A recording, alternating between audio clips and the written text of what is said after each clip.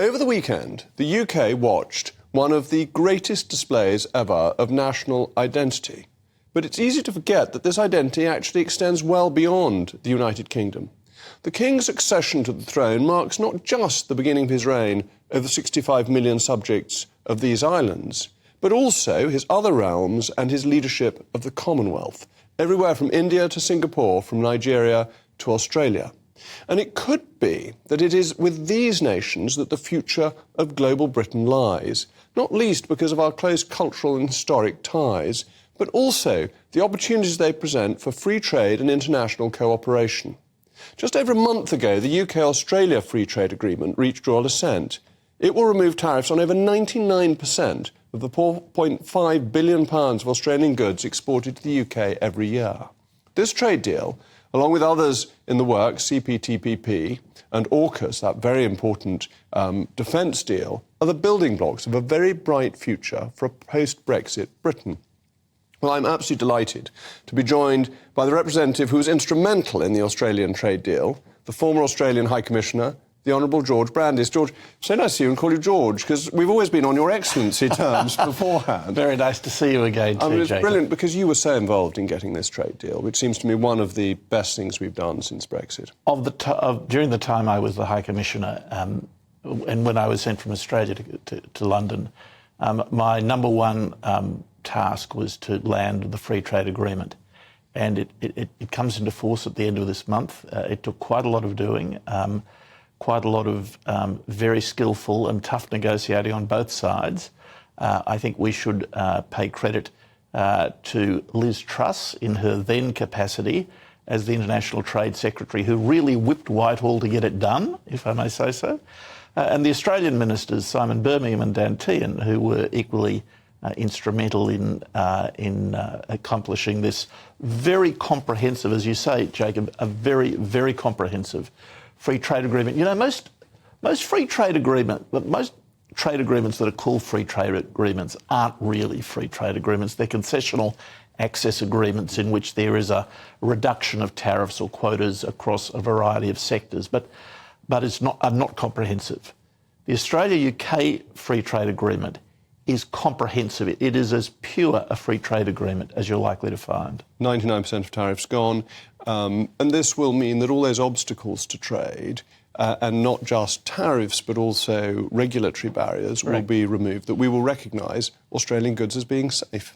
Correct. And, as well as that, the much freer movement of people, particularly young people, between Australia and the United Kingdom. So previously, young people could live in our respective countries for up to a year unconditionally. That has now been expanded to 3 years, which will make a very, very big difference. Will be very important and helps with our overall relationship, because on the Global Britain part, AUKUS is a deal that I think is really important for global safety, and how important Australia has been in understanding the risk from China and realising that before other countries had woken up to it.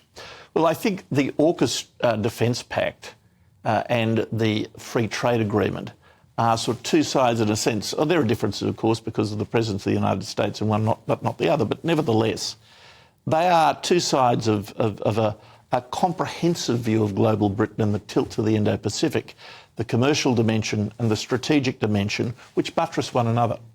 Yes, and the relationship between Australia and the United Kingdom, and yes, we've got the same monarch, but we've got a shared history, we've got the common law, we've got a democracy formed on the same basis, a Westminster parliamentary system. That creates a great deal of trust and reliance on each other when we have these agreements. Well, indeed it does, and I'm glad you used the word trust, because about 18 months ago, one of the leading Australian international relations think tanks, an institute called the Lowy Institute, which publishes an annual public attitude survey, always asked the question as part of that survey, which country do you trust most in the world?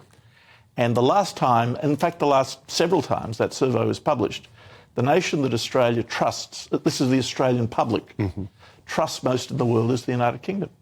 And I think that's, I mean, I haven't seen a specific poll, but I think that's heartily reciprocated from the UK. And that what I think is so interesting about AUKUS and the Australians' leadership role in the relationship of the West to China is what we as medium-sized countries, I mean, you're huge geographically, but medium-sized in terms of population and economy, can do together. That we're not trying to be superpowers, but because we have a democratic base, because we have widespread relations, we can offer leadership to the Western world that other countries can't do. But in cooperation, it's even stronger.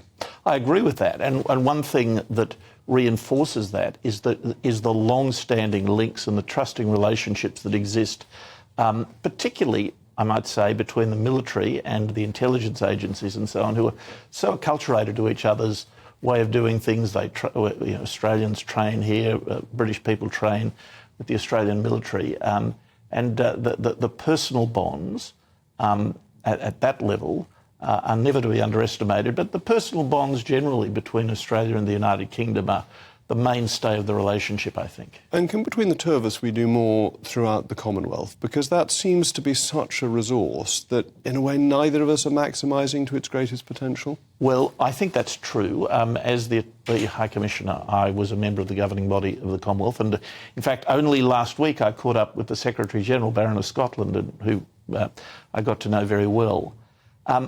I think that we all underappreciate the potential of the Commonwealth.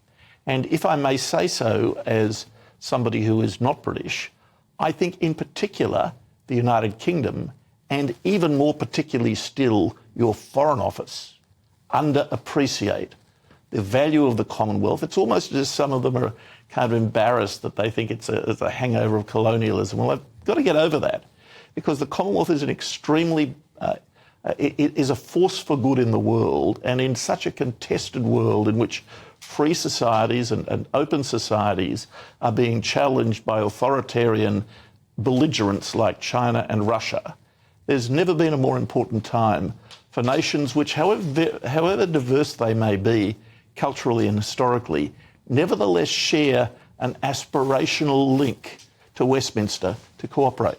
And that's the issue back to trust, that they're a group of countries that can basically trust each other because they have identifiably similar constitutions that value freedom and democracy and indeed the rule of law.